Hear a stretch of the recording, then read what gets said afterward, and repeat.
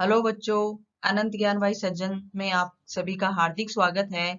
आज मैं एक बार फिर से आपके सामने हूँ। क्लास 4th हिंदी चैप्टर 11 पडक्कू की सूझ। इस चैप्टर में ये कविता है जो कि रामधारी सिंह दिनकर द्वारा लिखी गई कविता है। और इसमें एक जो पडक्कू नाम का आदमी होता है वह तर्क शास्त्र का कहीं से ज्ञान सीख लेता है और फिर किसी एक कोल्हू के बेल वाले मालिक से उसके लिए तर्क वितर्क करता है कि कोल्हू का बेल कैसे चलता है और तुम्हें कैसे पता चलता है। तो इस कविता में यही सब बताया गया है। तो कविता शुरू करते हैं। पडक्कू की सूझ। एक पडक्कू बड़े तेज थे, तर्क शास्त्र पढ़ते थे। जहां न कोई बात वहां भी नई बात गढ़ते थे। कि अब जो पडक्कू नाम का जो लड़का आदमी था वह बड़ा तेज था और उसने तर्क शास्त्र पढ़ लिया था। और तर्क शास्त्र पढ़ने के कारण वह क्या करता था, जहाँ कोई बात भी नहीं होती थी वहां भी नई बात गढ़ लेता था और नई बात बना लेता था और उसके तर्क वितर्क में लगा रहता था। एक रोज वो पड़े फिक्र में, समझ नहीं कुछ पाए। बेल घूमता है कोल्हू में, कैसे बिना चलाए। अब एक रोज क्या हुआ, उसने कोई कोल्हू का बेल देख लिया तो वो चिंता में पड़ गया और समझ नहीं पाया कि क्या चक्कर है कि ये कोल्लू का बेल अपने आप ही घूमता रहता है और ये किस प्रकार घूमता है और किस प्रकार इसके मालिक को पता चलता है कि ये घूम रहा है। कई दिनों तक रहे सोचते, मालिक बड़ा गजब है। सिखा बेल को रखा इसने, निश्चय कोई ढब है। अब वो कई दिनों तक इस चक्कर में सोचता रहा कि इसका मालिक तो बड़ा ही गजब है, मतलब बड़ा ही वो चालाक इंसान है और इस बेल को इसने पता नहीं क्या सिखा रखा है। इसमें निश्चय ही कोई नियम या कोई ढंग है जो इसने इस बेल को सिखा रखा है या फिर कोई पट्टी पढ़ा रखी है। आखिर एक रोज मालिक से पूछा उसने ऐसे, अजी बिना देखे लेते तुम जान भेदिए कैसे। अब जब उस पड़क्कू से रहा नहीं गया तो वह एक दिन उस कोल्लू के बेल के मालिक के पास चला गया और उसने उससे पूछा कि तुम बिना देखे ये कैसे जान लेते हो कि कोल्लू का बेल चल रहा है। तो फिर वो मालिक बोलता है, कोल्लू का यह बेल तुम्हारा चलता है या अड़ता है, रहा है रहता है घूमता, खड़ा हो या पागुर करता है। अब वो पड़क्कू बोलता है उस मालिक से कि तुम्हें बिना देखे ये भेद कैसे पता चल जाता है कि तुम्हारा कोल्लू का बेल चल रहा है और तुम्हें इसका पता ज्ञान कैसे होता है कि वह चल रहा है या फिर अड़ गया है या फिर रुक गया है या फिर वो घूमता रहता है या खड़ा है। पागुर अर्थात जुगाली करना। तो वो बेल तुम्हारा जुगाली कर रहा है, खड़ा है, घूमता है, इस चीजों का तुम्हें कैसे ज्ञान होता है। ये तो कोई ना कोई चक्कर तो जरूर है इसमें। तब वो मालिक बोलता है, मालिक ने यह कहा, अजी इसमें क्या बात बड़ी है, नहीं देखते क्या गर्दन में घंटी एक पड़ी है। तो मालिक उससे बोलता है पड़कू से कि इसमें कोई आश्चर्य वाली बात क्या है। तुम्हें दिखता ही नहीं है, इसमें तुम्हें समझने वाली बात ही कोई कौन सी नहीं है कि इस बेल के गले में गर्दन में जो घंटी पड़ी है उससे मुझे सब कुछ पता चल जाता है।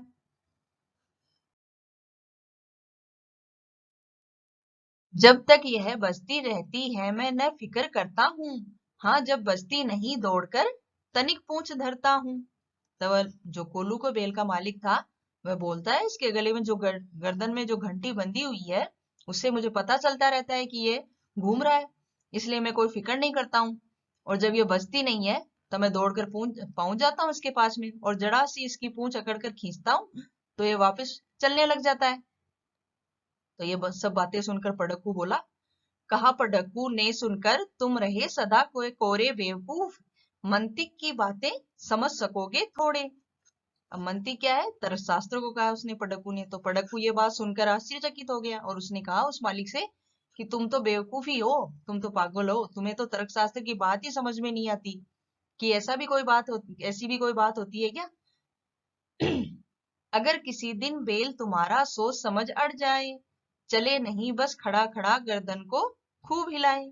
अब पड़क्कू बोलता है कि मतलब यदि तुम्हें घंटी बजने से ही पता चलता है कि तुम्हारा बेल चल रहा है, तो अगर किसी दिन तुम्हारा बेल अड़ जाए, मतलब वो रुक जाए और वही एक ही जगह खड़ा खड़ा अपनी गर्दन को हिलाता रहे और घंटी बजाता रहे, तो तुम्हें तो ऐसा ही लगेगा कि वो कोल्लू का बेल चल रहा है। घंटी टुन टुन खूब बजेगी, तुम न पास आओगे, मगर बूंद भर तेल सांझ तक की भी क्या तुम पाओगे। अब वो पड़क्कू बोल रहा है कि मतलब किसी दिन तुम्हारा बेल अड़ जाए और खड़ा खड़ा गर्दन को हिलाता रहे और घंटी बजाता रहे, तो उस घंटी की आवाज सुनकर तुम तो पास आओगे नहीं, और फिर तुम्हें लगेगा कि मतलब वो घूम रहा है, और वो घूमेगा तो है नहीं, एक जगह खड़ा खड़ा घंटी बजाता रहेगा। और जब वो नहीं घूमेगा तो तुम्हें तेल भी नहीं मिलेगा, जब वो कोल्हू का चलेगा ही नहीं तो तेल कैसे प्राप्त होगा। तो पड़क्कू की ये सब बातें सुनकर मालिक हंसने लगा। मालिक थोड़ा हंसा और बोला कि पड़क्कू जाओ, सीखा है ये ज्ञान जहां पर वहीं इसे फैलाओ। अब वो जो कोल्हू के बैल का मालिक था वो उस पड़क्कू से कहता है कि तुमने जो ये ज्ञान सीखा है ये वहीं फैलाओ जहां से ये तुम सीख कर आए हो, और यहाँ से चले जाओ और मेरा दिमाग खराब मत करो। फिर वो मालिक बोलता है, यह सभी कुछ ठीक ठाक है, यह केवल माया है, बेल हमारा नहीं अभी तक मंतिक पढ़ पाया है। अब वो जो कोल्हू के बेल का मालिक है वो उस पड़क्कू से कहता है कि यहाँ तो सब कुछ ठीक ठाक है, ये तो केवल एक माया ही है, कि मतलब ईश्वर ने कुछ ऐसा ही रचा है इस कोल्हू के बेल को कि ये अपने आप ही चलता रहता है और घंटी बजती रहती है। इसने कोई तर्क शास्त्र नहीं पढ़ा है, और ये अभी तक इतना समझवान भी नहीं है कि तुम्हारी तरह तर्क वितर्क कर सके, इसलिए तुम यहाँ से चले जाओ। अब आगे इसके प्रश्न उत्तर। कविता में कहानी। प्रश्न नंबर 1, पड़क्कू की सूझ कविता में एक कहानी कही गई है, इस कहानी को तुम अपने शब्दों में लिखो। तो इसका उत्तर है, कविता का जो सारांश मैंने दिया है उसे पढ़ो और लिखो। कवि की कविताएं। तीसरी कक्षा में तुमने रामधारी सिंह दिनकर की कविता मिर्च का मजा पढ़ी थी, अब तुमने उन्हीं की कविता पड़क्कू की सूझ पढ़ी है। तो दोनों में से कौन सी कविता पढ़कर तुम्हें ज्यादा मजा आया? इसका उत्तर है, दोनों में से मुझे पड़क्कू की सूझ कविता ज्यादा मजेदार लगी। इसमें पड़क्कू तर्कशास्त्री है, पढ़ा लिखा है, फिर भी बेल के मालिक से मूर्खतापूर्ण सवाल करता है, और इससे कविता काफी रोचक बन जाती है। तुम्हें काबुली वाला ज्यादा अच्छा लगा या पड़क्कू, या कोई भी अच्छा नहीं लगा? इसका उत्तर है, मुझे दोनों ही बड़े अच्छे और मजेदार लगे। गए। अपने साथियों के साथ मिलकर एक एक कविता ढूंढो, कविताएं इकट्ठा करके कविता की एक किताब बनाओ। तो इस प्रश्न का उत्तर तुम स्वयं करना। मेहनत के मुहावरे। कोल्हू का बेल ऐसे व्यक्ति को कहते हैं जो कड़ी मेहनत करता है या जिससे कड़ी मेहनत करवाई जाती है। मेहनत और कोशिश से जुड़े कुछ और मुहावरे नीचे लिखे हैं, इनका वाक्यों में इस्तेमाल करो। पहला मुहावरा है दिन रात एक करना। तो इसका उत्तर है, दिन रात एक करना अर्थात वार्षिक परीक्षा में अव्वल अंक पाने के लिए सोनिया ने दिन रात एक कर दिया, अर्थात बहुत मेहनत की। पसीना बहाना। पसीना बहाना, हमारे किसान खेतों में पसीना बहाकर फसल उगाते हैं। एड़ी चोटी का जोर लगाना। तो इसका वाक्य है, एड़ी चोटी का जोर लगाना, सफलता उन्हें मिलती है जो एड़ी चोटी का जोर लगाते हैं।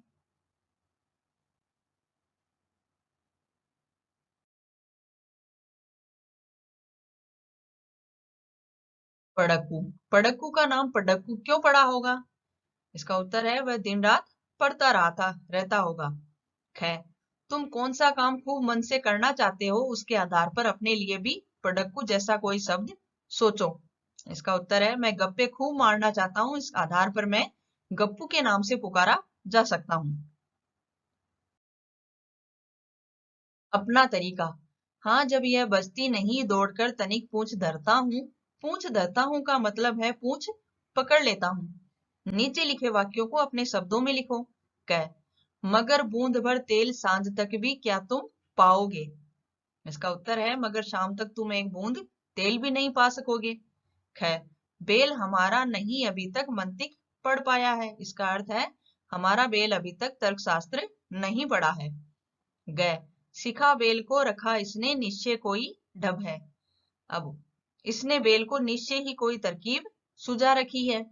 जहां ने कोई बात वहां भी नई बात गढ़ते थे, मतलब जहां कोई भी बात नहीं वहां भी नई बात बना लेते थे। गढ़ना। पड़क्कू नई नई बातें गढ़ते थे, बताओ ये लोग क्या गढ़ते थे? सुनार क्या गढ़ता है? जेवर। लोहार क्या बनाता है? लोहे की चीज। ठठेरा बर्तन बनाता है। कवि कविता लिखते हैं। कुम्हार मिट्टी के बर्तन बनाते हैं। लेखक कहानी और लेख की रचना करता है।